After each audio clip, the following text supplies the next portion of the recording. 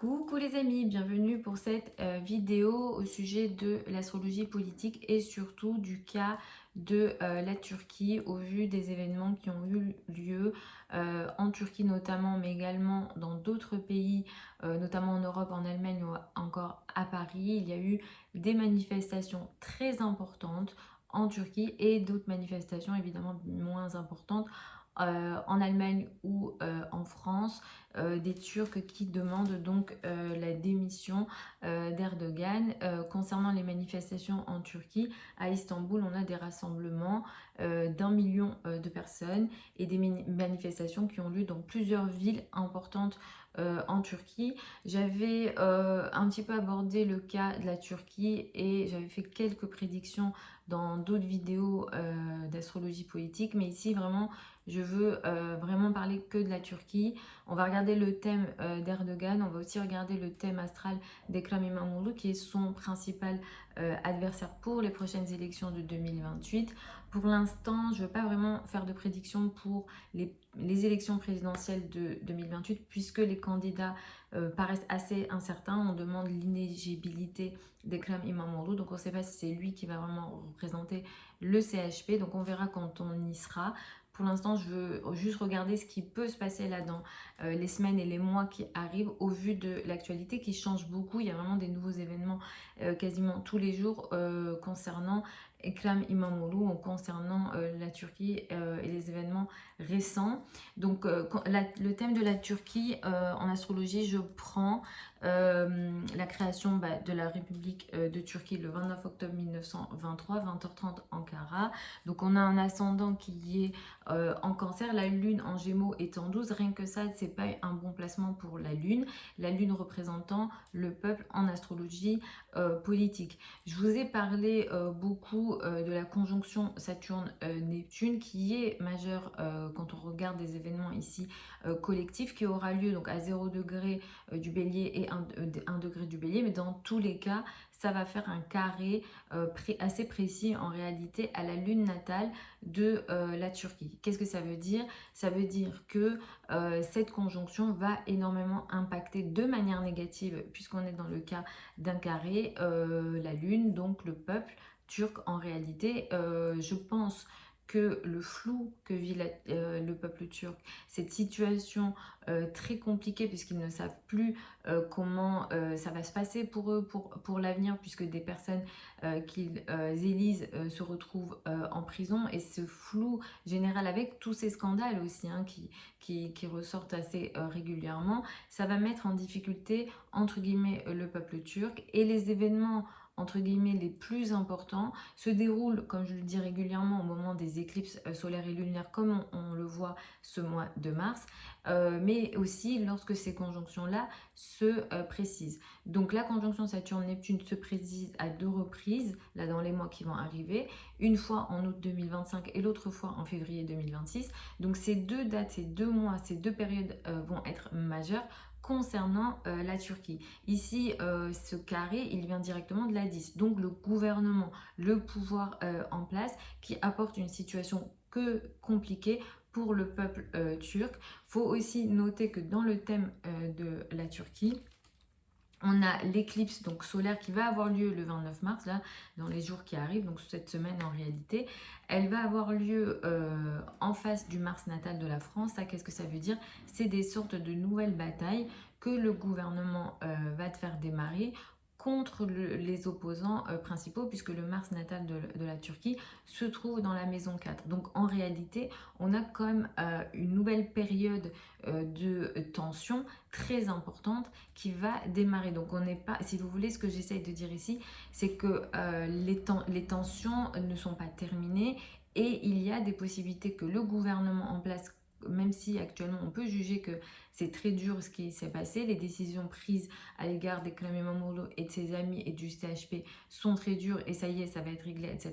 Absolument pas. Il y a comme une nouvelle bataille qui risque de démarrer, et cette énergie, elle va impliquer au minimum 1 an. Donc on va voir comment ça va se matérialiser ici, mais la date du 29 mars va être très importante, ainsi que les semaines qui vont suivre, ainsi qu'encore une fois le mois d'août 2025 et le mois de février 2026. Et ça, pour le peuple turc, ça n'annonce pas une énergie très intéressante.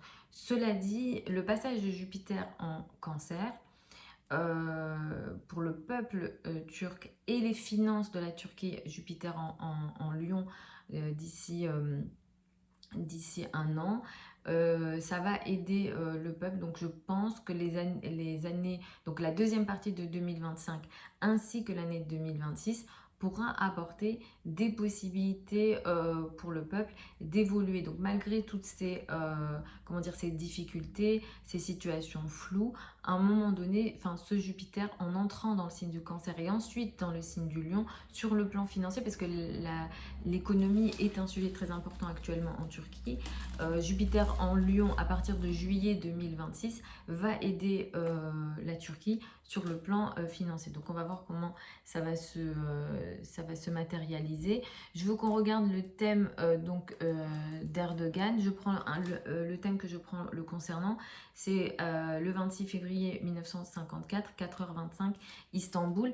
Il a un ascendant Capricorne avec un nœud nord très proche conjoint à l'ascendant. Il a ce qu'on appelle un T carré dans son thème avec une lune conjointe à Mars, carré à un stellium, donc Soleil, Mercure et Vénus en Poisson, Jupiter qui est en Gémeaux. Donc on a vraiment dans tous les cas une personnalité qu'on peut juger excessive. La Lune et Mars ensemble en Sagittaire, carré à son Soleil, là effectivement on peut être dans ce qu'on peut qualifier de fanatisme religieux potentiel, surtout avec Jupiter qui est en face, il y a vraiment beaucoup d'excès, à la fois dans sa personnalité et à la fois au niveau de ses émotions. Et clairement, le thème ne facilite pas ses relations avec le peuple. Même si sa base est très forte, un thème comme ça chez des leaders politiques, dans l'histoire, ça a apporté des difficultés dans ses relations avec le peuple. J'aimerais dire d'autres choses, très honnêtement, que je me permets de dire lorsque par exemple je donne des cours où c'est pas forcément diffusé. Mais là, il y a des énergies très compliquées. Une lune avec Mars en 11. Alors moi, j'ai la double nationalité, donc je suis un petit peu obligée de faire un peu plus attention. Mais effectivement, ça, à la fois, on peut parler d'énergie très excessive, voire de difficultés, mais il y a des mots que je m'empêche de dire très honnêtement. Euh, Si c'est quelqu'un qu'on veut conseiller, avec un thème pareil, si la personne est un leader, que ce soit au niveau politique ou autre, on va dire attention dans tes relations avec le peuple, parce que là, à un moment donné, effectivement, on peut avoir des conséquences agressives. Il y a d'autres leaders dans l'histoire qui ont eu ce type de dispositions qui peuvent être similaires et dont la suite n'a pas forcément été très sympa pour eux, entre guillemets. Si on regarde les transits le concernant, et notamment les éclipses, comme je vous dis, les éclipses c'est souvent majeur en astrologie, ça marque des événements importants en termes d'événements, mais aussi dans l'implication que ça a dans la durée. Ici, les dates qui vont être majeures pour lui, effectivement, ce mois est important parce qu'on a l'éclipse, mais l'éclipse du 29 mars, elle est intéressante pour lui, elle va l'aider. Donc malgré toutes ces manifestations, j'ai l'impression que le printemps pourra être à son avantage, que les décisions qu'il va prendre ou ce qui va se passer, ça va pas trop le secouer. Mais la période que je pense être la plus dure pour lui, et on va voir comment ça va se manifester encore une fois, ça sera l'éclipse du 7 septembre. Donc globalement, il pourra donner soit une impression de contrôle là dans les semaines qui arrivent et les mois qui arrivent, et ça sera potentiellement sous contrôle. Cela dit, l'éclipse du 7 septembre, elle ne l'avantage absolument pas parce qu'il s'agira ici d'une éclipse qui aura lieu à 15 degrés du signe de la Vierge, qui sera en carré à sa conjonction Lune-Mars et opposé à son stellium à lui en poisson, sachant qu'il y a Jupiter aussi à 16 degrés en Gémeaux, donc il y a comme un grand carré en réalité qui va se faire dans le ciel. Là, les axes concernés, c'est 2, 8, 5, 11. Il est question d'argent, de ressources, de remise en question très important et d'événements agressifs et violents potentiellement qui refont surface. Donc j'ai l'impression que il va passer par une période très compliquée. Et encore une fois, il y a des choses que je m'empêche vraiment de dire parce que j'ai pas envie d'avoir de soucis. Mais là, la période autour du 7, c'est une période très compliquée le concernant. On a des choses qui vont ressortir à la surface, des remises en question, et ça le concernera lui dans ses relations avec le peuple. Et surtout le carré à sa lune natale qui en dit long. Encore une fois, je le dis, hein, la lune dans le thème d'un leader, c'est sa relation au peuple. Donc là, il y a clairement des énergies très agressives. Concernant Imamuro, donc son principal adversaire, quand je vous dis que l'axe 6-12, nous les astrologues, c'est un axe qu'on n'aime pas, c'est pas pour rien. Parce qu'en l'occurrence, l'éclipse du 29 mars là, qui va avoir lieu, et que je le dis souvent, hein, les éclipses montrent leurs énergies un petit peu avant ou un petit peu après. Souvent, on a les énergies avant, ça arrive beaucoup. Donc, en fait, qu'est-ce qui s'est passé tout simplement? L'éclipse du 29 mars a lieu dans sa 6, pile poil sur son chiron natal. Donc l'éclipse du 29 mars est à 8 degrés du signe du bélier, en face, pile en face de son Uranus natal. Donc en réalité, non seulement pour moi, c'est pas terminé là ce qu'il est en train de vivre, et il va y avoir des énergies compliquées, sachant que l'éclipse du 14 mars ne l'a pas favorisé aussi, parce que l'éclipse du 14 mars, donc juste après l'éclipse, il a été arrêté en fait. Était carré à son soleil natal, donc les difficultés avec les autorités, et l'éclipse du 29 mars qui a lieu en face de son Uranus natal. Donc des événements encore surprenants qu'il ne va pas voir venir, qui vont le déstabiliser, vont avoir lieu. D'ailleurs, il pourra être question peut-être de difficultés avec les personnes avec lesquelles il travaille, peut-être ici des choses qui ont lieu dans le dos. Alors typiquement, bien sûr, hein, je crois que les avocats n'ont pas été reçus.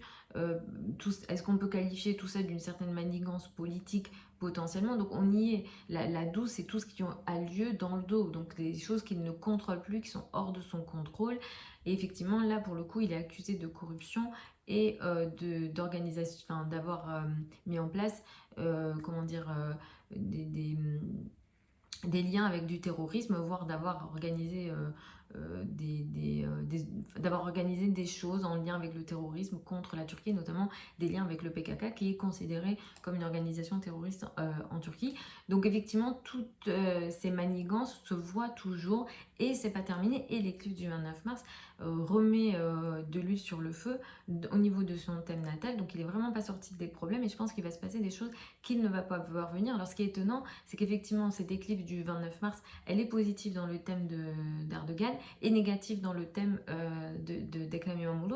Donc il y a comme une action qu'il va faire, Erdogan, qui va encore le mettre en difficulté. On est en plein dans les énergies du bélier, je vous en ai parlé de cette éclipse, de l'éclipse du 29 mars en bélier, où ça met en avant l'énergie de l'ego, l'énergie de la guerre, l'énergie du conflit. Je parle là de la Turquie, mais je vais aussi aborder Israël, parce qu'en Israël actuellement, il y a aussi des remises en question très très importantes du gouvernement de Netanyahou avec des manifestations importantes. Donc je vais aussi tourner une vidéo là-dessus.